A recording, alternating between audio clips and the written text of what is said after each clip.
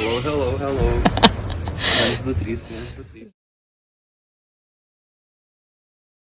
Koks Sveikos buvo, merginos. o koks buvo pirmasis įspūdis, kai pamatei nuotaką? Iškart įsimylėjau. Iškart žinau, kad susipyksiu su draugu, nes jie buvo pas jį svečiuose, bet iškart krito į akį. Žinau, kad čia kažkas bus. Apsikabinau ir iškart pajaučiau labai skanius kvepalus, dar iki šios dienos atsimenu tos kvepalus. Ir jo, iškart supratau, kad čia kažkas bus. O po pirmo pasimatymo, ką galvojai grįžęs iš jo?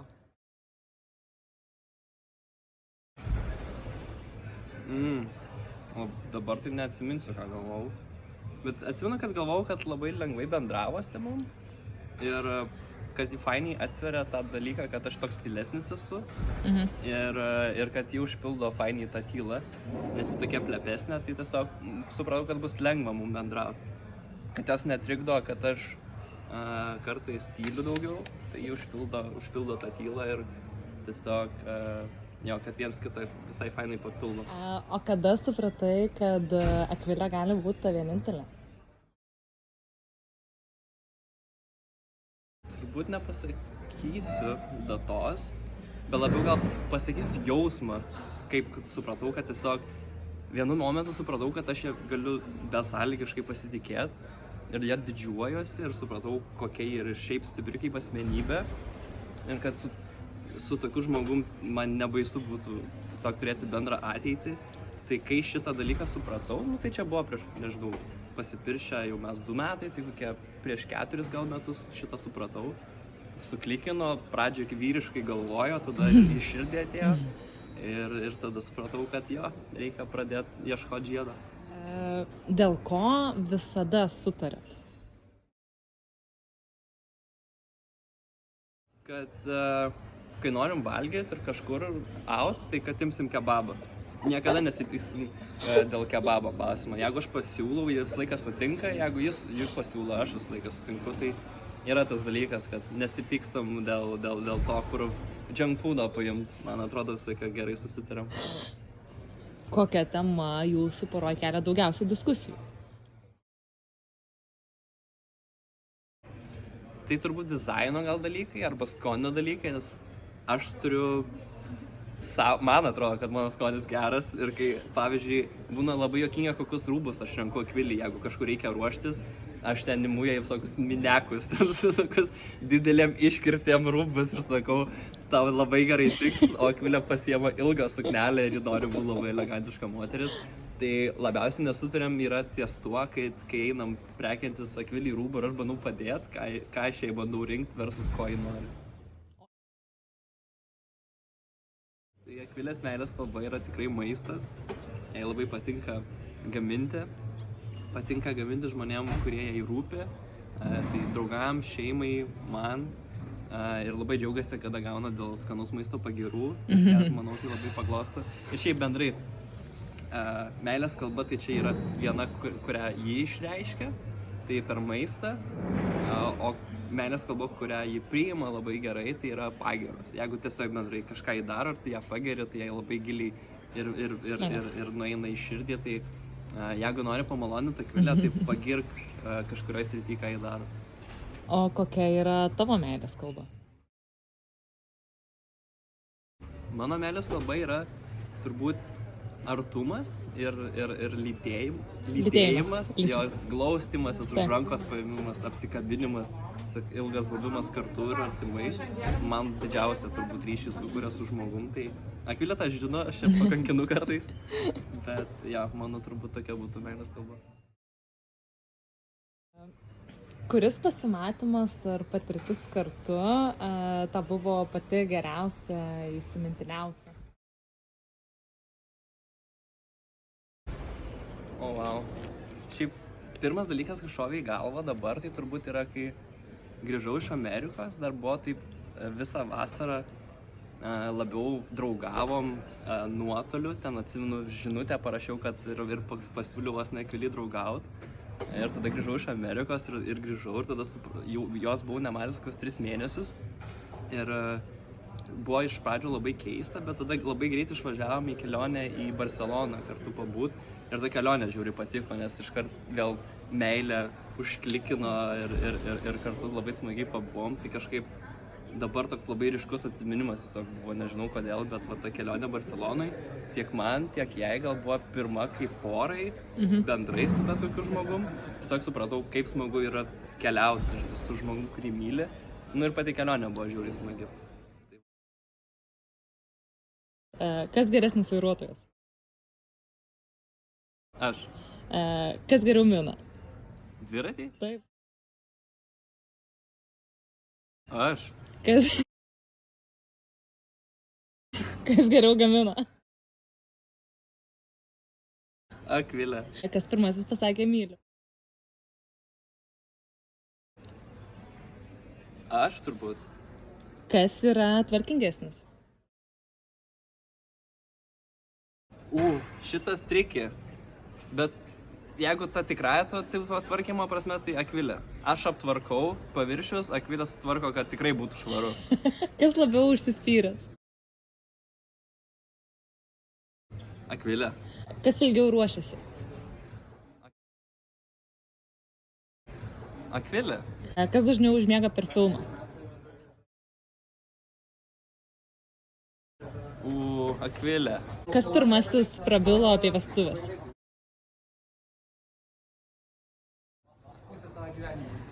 Turbūt aš, nes aš pasiprašau. O kas verks vestuvių dieną? Akvilė. Ir aš, manau, kad verks. Atsiprašau, bet manau, kad verks. Nepyk. Koks yra pagrindinis įprotis, kurio tave išmokė Akvilė? Nežinau, ar išmokė, bet vis dar moko. Tai kai darau kažkokius darbus, kad neskubėčiau, kaip įmanoma greičiau juos pabaigti, bet nes aš labai mėgstu kuo greičiau prasukti dalykus, kad aš tiesiog padaryčiau jų kuo daugiau per tam tikrą laiką. Tai Akvilė manęs išmokė, kad nesmė yra ta kiekyje, bet esmė kaip tu padarai ir kaip tas dalykas, daiktas, darbas, nežinau, printo pagaminimas, dizainas bus priimtas ir kokios jis bus kokybės. Tai Akvilė labai yra pedantiška, smulkmeniška, tai šitais dalykais yra labai svarbu, kokios kokybės tai bus ir kad jis būtų labai gražus visapusiškai ir atspindėtų ją pačią.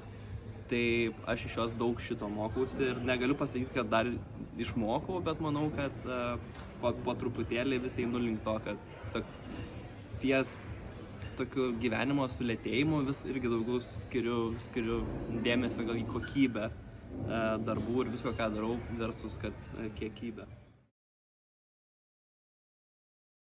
Aš manau, kad Akvilė galbūt iš manęs ne tai, kad išmoko, bet labiau yra linkus išbandyti naujus dalykus, palyginus, kai mes nebuvome kartu. Nes aš esu žmogus, kuriam naujos pradžios, nauji dalykai ir naujų dalykų išmokimas yra labai svarbu. Tada tu nesijauti, kad ten kažką blogai darai, nes tu tai darai pirmą kartą, tai tiesiog darai dėl to, kad būtų smagu. Tai manau, kad kartu su Akvilė mes irgi išbandėm naujų dalykų daug ir ko galbūt nebūtų dariusi prieš tai.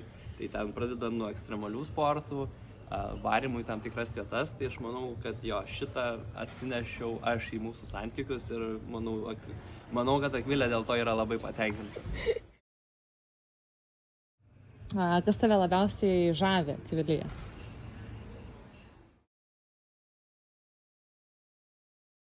Atsidavimas turbūt, nes kaip ir sakau, bet ką kai daro, nesvarbu ar dėl žmogaus, ar dėl be ko, jie tikrai atiduoda visą širdį. Ir mane tai labai įkvepia dažnai, nes jie labai ir turi tokius, jos vertybės labai gilios. Jeigu jį myli, tai jį žiauriai myli, jeigu jai rūpi, tai jai žiauriai rūpi.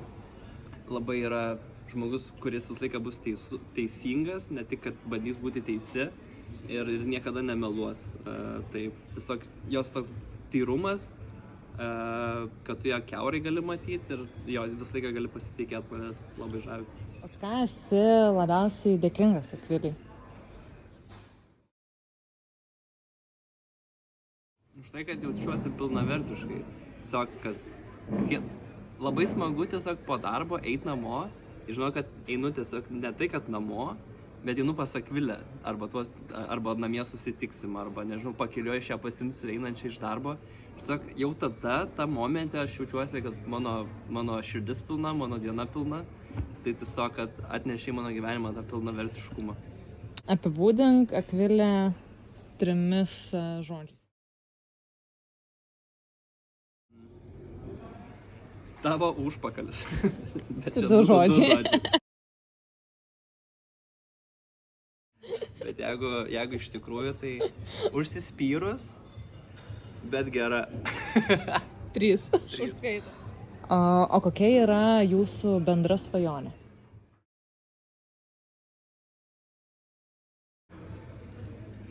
Mūsų bendra svajonė? Gal... Aš nežinau, ar bendra, čia aš labiau manifestuot pradėjau pastaruoju metu. Bet turėt turbūt sodybą prie upės, kur nors. Tai šitas dalykas, aš ją dabar dažnai sakau ir Akvilį, tai gal ir jų užsimanys taip kaip aš. Nes Akvilė nori sodybos tokiam kaime, kur primena Kėdainius jos močiutės, kur viskas lygu yra. Tai aš bandau kažkur, kad surastumėm tokį tarpinį variantą, kad kažkur būtų ir laukai, bet ir upė, kad mums abiem patiktų. Tai manau, gal čia bendra svajonė.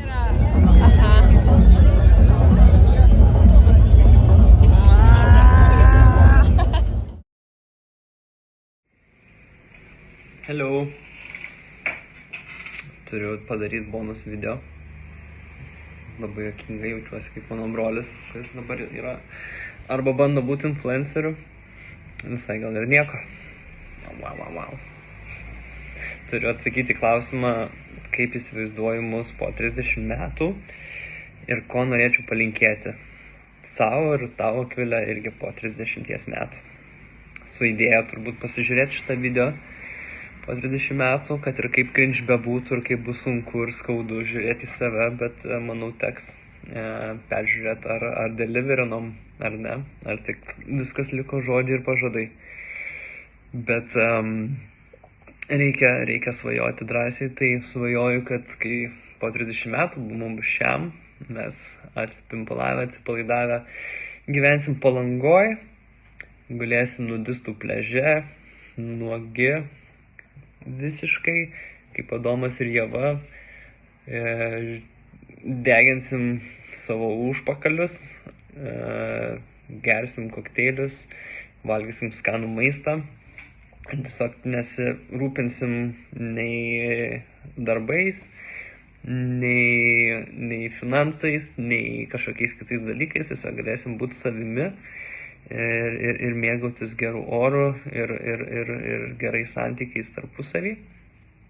Taip pat linkiu, jau čia gal į linkėjimų pusę pereinu, kad linkiu mums išbūti tokiais taip pat artimais, kad kartu pietautumėm, pusryčiautumėm, vakarieniautumėm, nors ir nesvarbu, ar šneka ar nešnekam, tiesiog, kad būtumėm kartu ir šalia, kad kartu toliau sportuotumėm, užsimtumėm kitais hobiais, kurie mus domina, kad tų hobių visą laiką būtų, kad būtų visą laiką ką mokytis naujo. Nesulystumėm į telefonus, ar bet ką kitą, kas ten bus po 30 metų, net neįsivaizduoju, bet tiesiog, kad tai niekada nebūtų svarbiau už vienas kitą. Ir tiesiog, kad būtų smagu būti šalia, ir tas mūsų ryšys tik stiprėtų. Taip pat linkiu, kad išlaikytumėm savo nuostabius draugus, kurie taip stipriai dėl mūsų stengiasi ir organizuoja nuostabias šventes, skiria savo laiką, stresuoja, kad tik mums patiktų ir viskas tiktų. Tai mes ir dabar tiek aš, tiek turbūt Akvilė esame labai dėkingi ir labai linkiu mums, kad tie draugai išliktų. Tai čia turbūt ir nuo mūsų labiau priklauso, kad mes liktumėm geri žmonės ir tą ryšį palaikytumėm. Tai ačiū, kad įdedat visą širdį. Likusius 30 metų dėsim tą širdį ir mes, kad viskas būtų smagu ir gera. Ir galiausiai turbūt dar vienas palinkėjimas labiau man ir Akvilei, kad per tuos ateinančius 30 metų atsirastų kažkas naujo mūsų gyvenimuose, ateitų kažkokie nauji vėjai į mūsų santykius.